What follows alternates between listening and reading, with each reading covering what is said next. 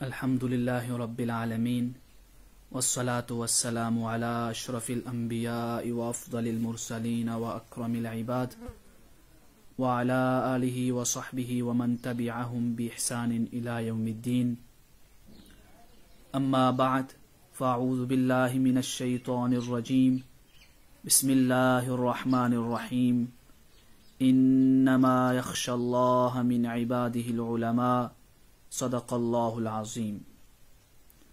محترم المقام، عزیزان گرامی قدر،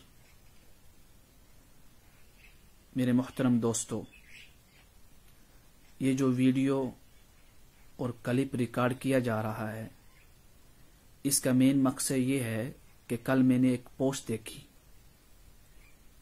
وہ پوسٹ ایک مذہبی جماعت کے نام سے ایک پیج بنا ہوا تھا، اور وہ جماعت معروف ہے، میں نام نہیں لوں گا، اس کے اوپر شیئر کی گئی تھی، جس پوسٹ میں ایک مستند جید اکابر علماء میں سے ایک عالم کے بارے میں نازیبہ الفاظ کہے گئے، ان کے بارے میں طعن و تشنیع کی گئی اور ان پر تہمت لگائی گئی۔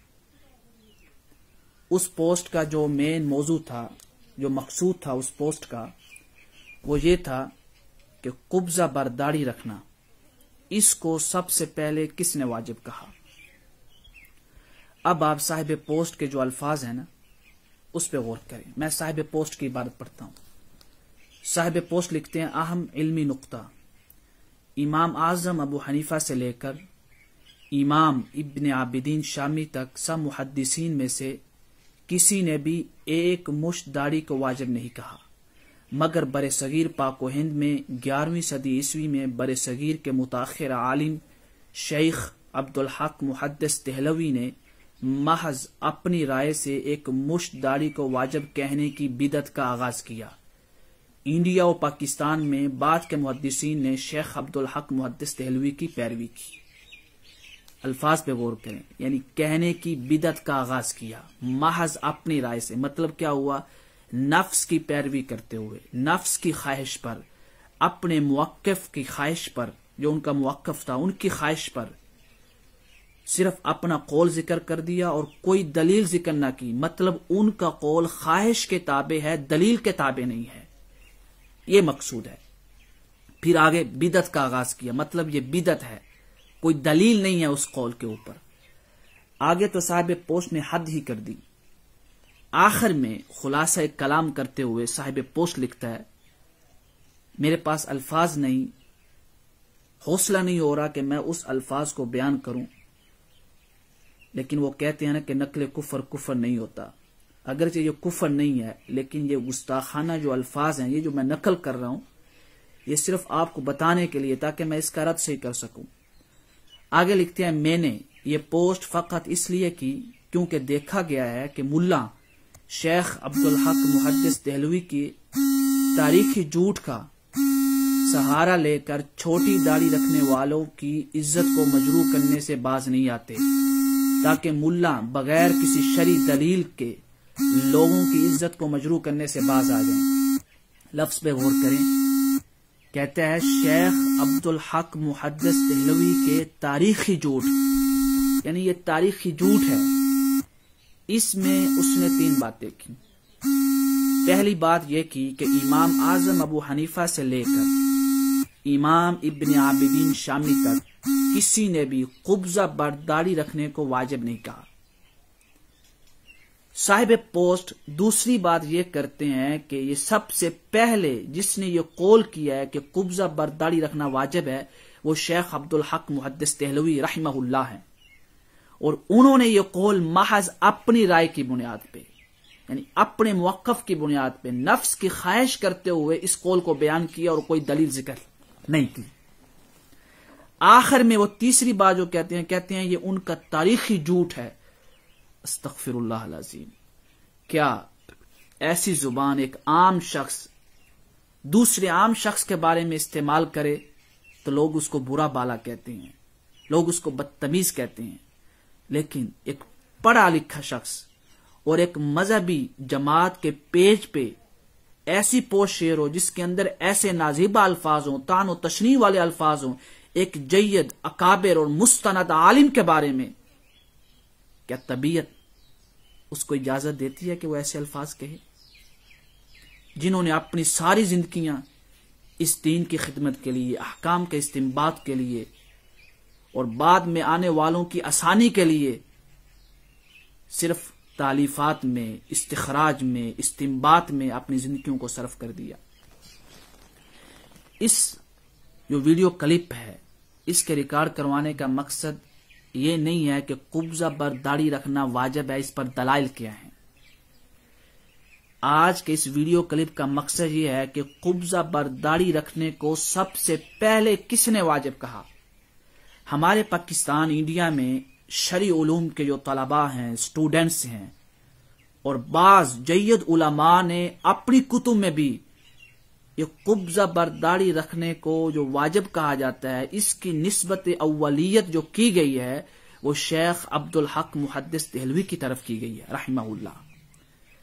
آج ہم اس مختصر سے کلپ میں یہ واضح کریں گے کہ سب سے پہلے جس نے قبضہ بر داڑھی رکھنے کو واجب کہا وہ کون تھے؟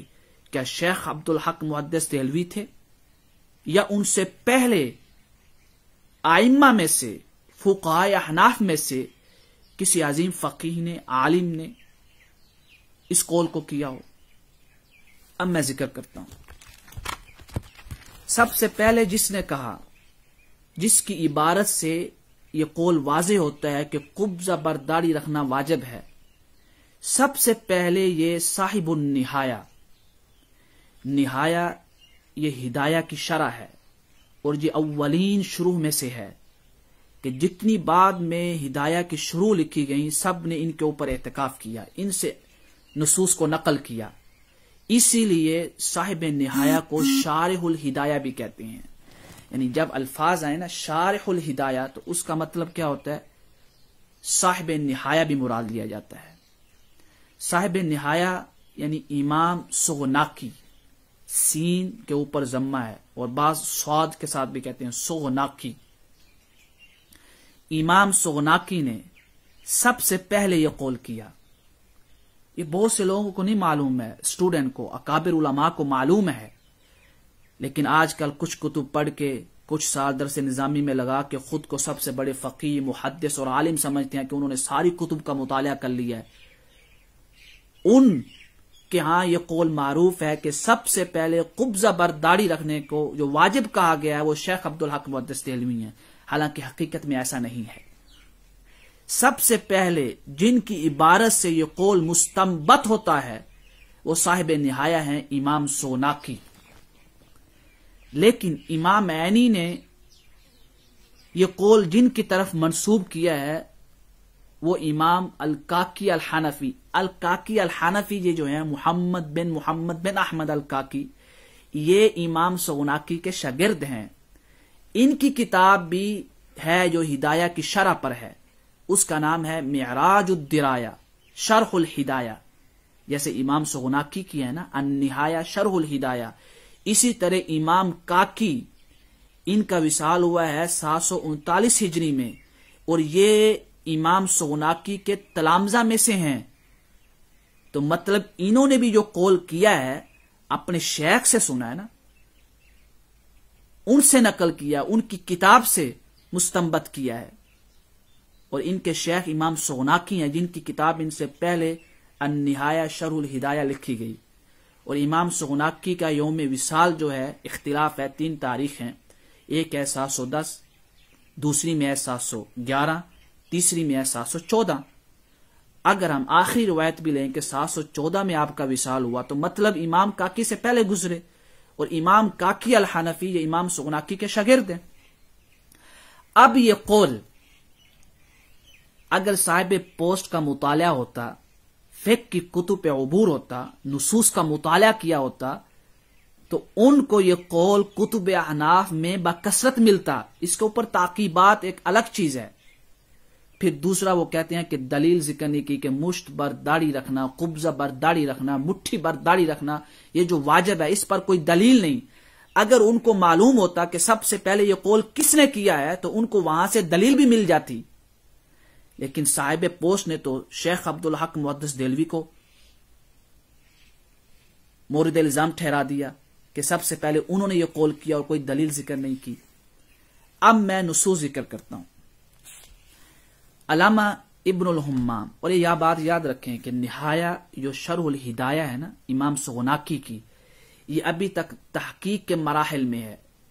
یہ حناف کی بدقسمتی ہے کہ انہوں نے اس کتاب پر اتنی زیادہ توجہ نہیں دی، اہتمام نہیں کیا۔ جو کتاب مرکز تھی شروع ہدایہ کی، آج تک اس کو تباہ نہیں کروا سکے ہم، لیکن جامعہ قاہرہ میں مصر کے اندر اور جامعہ ازہر میں اس کے بہت سے ابواب اور کتب تحقیق ہو چکے ہیں نہایہ کے، لہذا نہایہ ابھی مارکیٹ میں نہیں ہے مکمل طور پہ، اور مجھے تو شاید کچھ پوائنٹ بھی یا کچھ ابواب یا کتابیں بھی نہیں ملی، لیکن نیٹ کے اوپر موجود ہیں کچھ کتابیں اور ابواب محقق ہوئے۔ اب امام ابن الحمام قبضہ برداری کی جب بحث کرتے ہیں نا فتح القدیر میں، فتح القدیر بھی ہدایہ کی شرح ہے، وہ کہتے ہیں قال فی النہایہ، یعنی صاحب نہایہ نے کہا، یعنی نہایہ میں کہا۔ کس نے کہا؟ قال یعنی سغناکی۔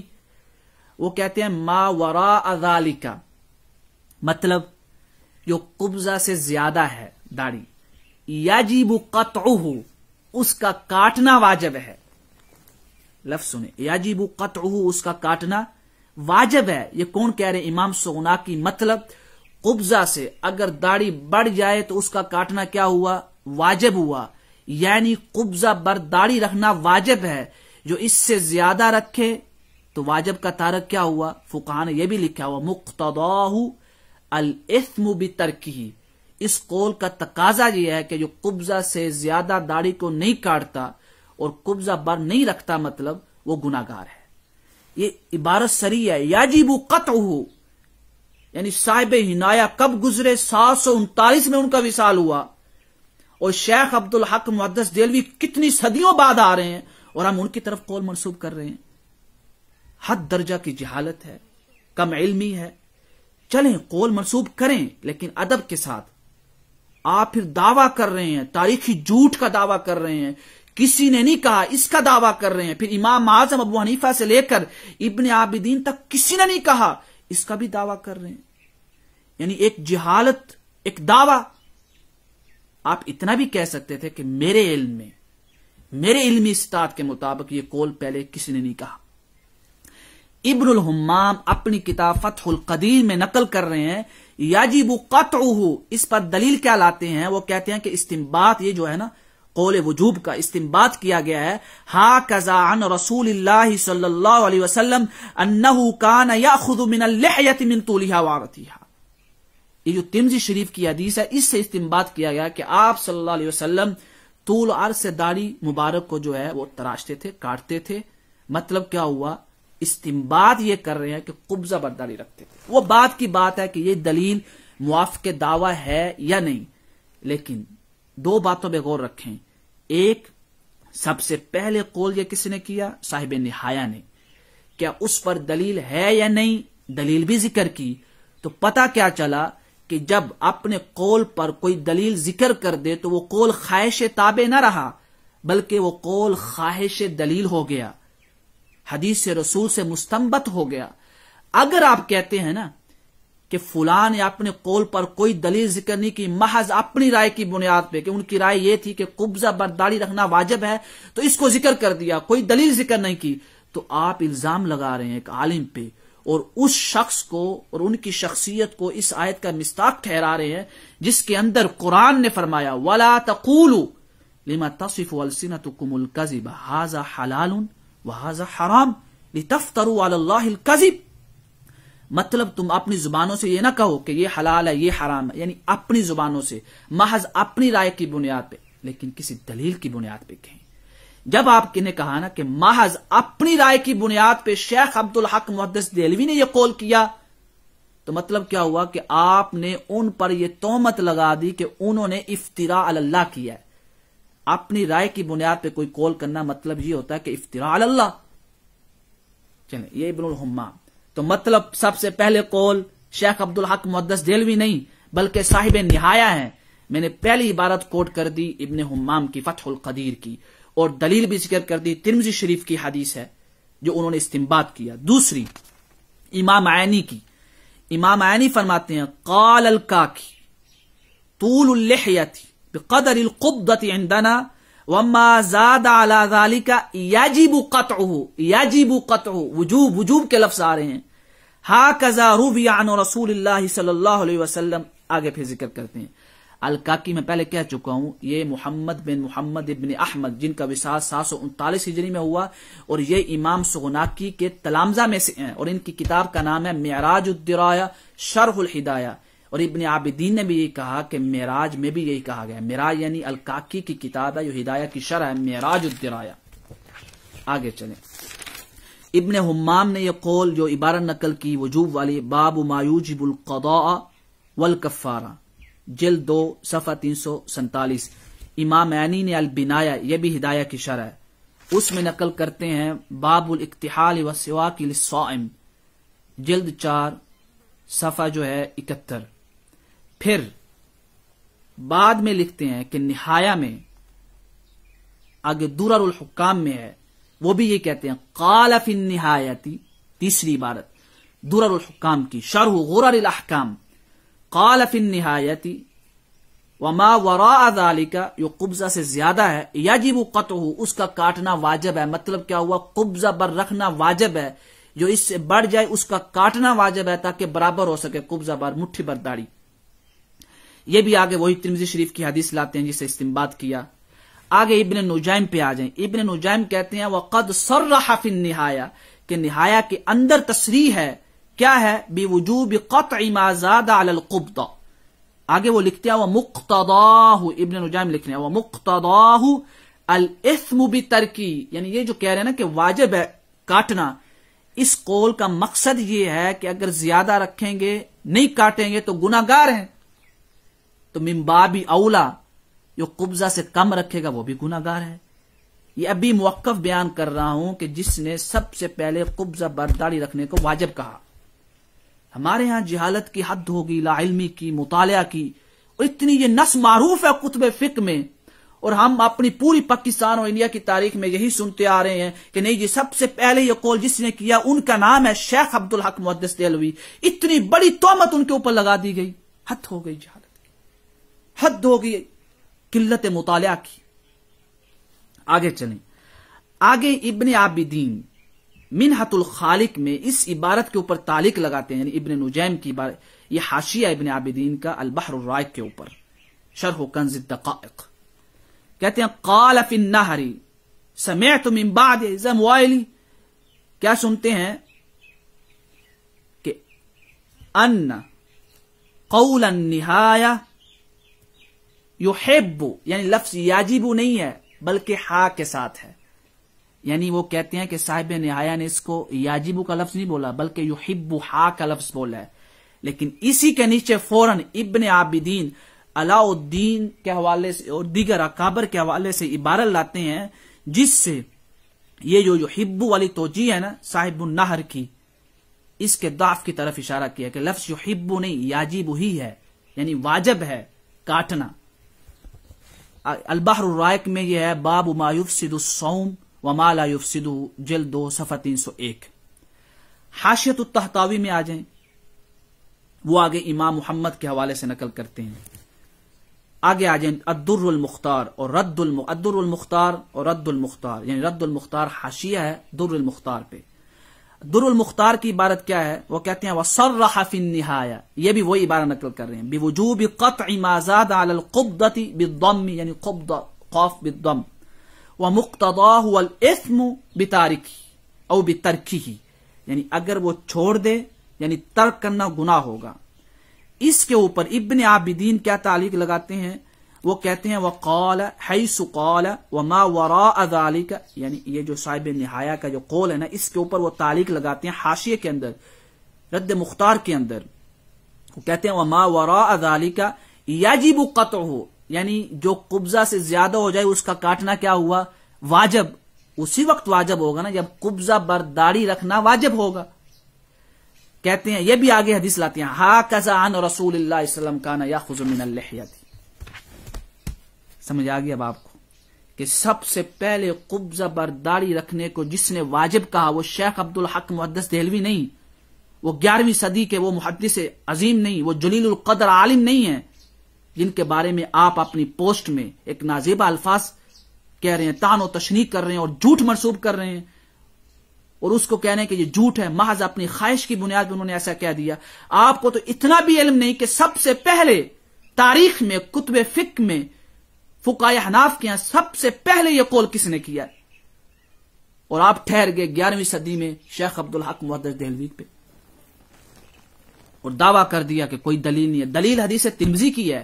وہ بعض کی بات ہے کہ وہ دلیل موافق دعویٰ ہے یا نہیں، صحیح ہے یا نہیں، یہ بعض کی باتیں ہیں، لیکن اپنے قول پہ اگر کوئی دلیل ذکر کر دے تو وہ قول خواہش تابع نہیں رہتا بلکہ وہ خواہش دلیل ہو جاتا ہے. جو قبضہ برداری کو واجب کہہ رہے ہیں وہ اپنی خواہش کی بنیاد پہ نہیں، ترمذی شریف کی اس حدیث سے استدلال کر رہے ہیں. آپ استدلال سے اختلاف کر سکتے ہیں، وہ الگ بات ہے، میں اس پہ نہیں بات کر رہا ہوں. دلیل تو موجود ہے نا، جب دلیل موجود ہے تو محض اپنی رائے کیسے ہو گئی؟ اور شیخ عبدالحق محدث دہلوی سے پہلے جنہوں نے یہ قول کیا اگر آپ کو معلوم ہوتا تو آپ کو دلیل بھی مل جاتی قبضہ برداری رکھنے کی. اب ملا علی قاری جب آئے، انہوں نے مرقات المفاتیح میں، اب یہ حدیث کی شرح کرتے ہیں، اس کے اندر انہوں نے جمع کرنے کی کوشش کی. انہوں نے کہا جو لفظ بولا گیا نا یاجب، مطلب کیا ہے؟ طریق الی الوجوب، یعنی واجب نہیں، طریق الی الوجوب مطلب سنت مؤکدہ ہے، کیونکہ سنت مؤکدہ وجوب کے قریب ہوتی ہے. اس مختصر ویڈیو اور کلپ جو ریکارڈ کروایا گیا، اس کا عظیم مقصد یہی تھا کہ یہ جو جلیل القدر مستند اور جید محدث شیخ عبدالحق محدث دہلوی ہمارے اکابرین میں سے ہیں، سب سے پہلے تو ان کا احترام لازمی ہے ہمارے اوپر. اگر ان سے کوئی خطا ہوئی بھی ہے تو آپ ادب سے نام لیں. میں تو کہتا ہوں خطا آپ سے ہوئی، آپ کہہ رہے ہیں کہ شیخ عبدالحق محدث دہلوی نے سب سے پہلے یہ قول کیا، تو اس ویڈیو سے یہ نصوص ہے ابن حمام کی، امام عینی کی، ابن عابدین کی، ابن نجائم کی، درر الحکام میں، یہ ساری نصوص سے ثابت ہو چکا ہے کہ سب سے پہلے جنہوں نے قبضہ برداری کو واجب کہا وہ امام سغناکی ہیں، اور امام سغناکی کا وصال ہو رہا ہے 714 میں اگر ہم آخری روایت لیتے ہیں. پھر ان کے جو تلمیذ ہیں، شاگرد رشید ہیں امام کاکی، انہوں نے معراج الدرایا میں بھی بیان کیا. پھر آگے فقہائے حناف نے بھی ان کی نصوص کو نقل کیا. تو لہٰذا سب سے پہلے یہ پاکستان میں، انڈیا میں جو شرعی علوم کے سٹوڈنٹس ہیں، طلباء ہیں، یا بعض جو علماء یہ بیان کرتے ہیں کہ سب سے پہلے قبضہ برداری رکھنے کو جو واجب کہا جس نے وہ شیخ عبدالحق محدث دہلوی ہیں، وہ اپنی تصحیح کر لیں کہ سب سے پہلے یہ جو قول کیا